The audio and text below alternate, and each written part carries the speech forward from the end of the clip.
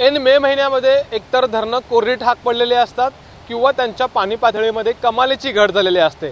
पण यंदाचा मे महिना मात्र याला अपवाद आहे। याचं कारण असं आहे की मान्सूनपूर्व पावसानं जोरदार बॅटिंग केली आणि त्यात वेळेआधीच मान्सून यंदा राज्यात दाखल झाला। त्यामुळे धरणांच्या पाणी पातळीमध्ये वाढ झालेली आहे किंवा जी छोटी धरणं आहेत ती अगदी ओसंडून वाहत आहेत।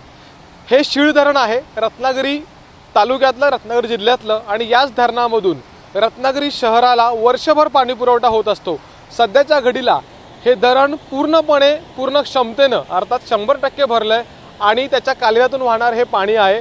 सध्या जर आपण चित्र बघितलं तर पावसानं काहीशी विश्रांती घेतलेली आहे, पण मागच्या 8 ते 10 दिवसांमध्ये जो काही पाऊस बरसला, जो काही मान्सूनपूर्व पाऊस कोसळला, त्यामुळं हे धरण ओसंडून वाहताना दिसतंय आणि परिणामी रत्नागिरी शहराला जी पाण्याची गरज आहे किंवा याच्या पुढचा जो वर्षभर पाण्याची चिंता आहे ती मिटलेली आहे। अद्यापही एका अर्थानं जून महिना सुरू झाला नाहीये आणि मला वाटतं कदाचित असं चित्र म्हणजे धरण ओसंडून वाहण्याचं चित्र अगदी ऐन मे महिन्यामध्येच मागच्या काही वर्षांमध्ये तरी पहिल्यांदाच अनुभवायला मिळतंय।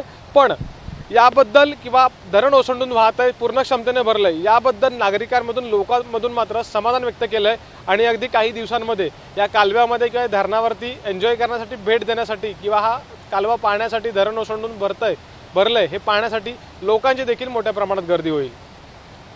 कॅमेरामॅन महबूब शेखसह अमोल मोर, एबीपी माझा, शीळ धरण, रत्नागिरी। एबीपी माझा, उघडा डोळे बघा नीट।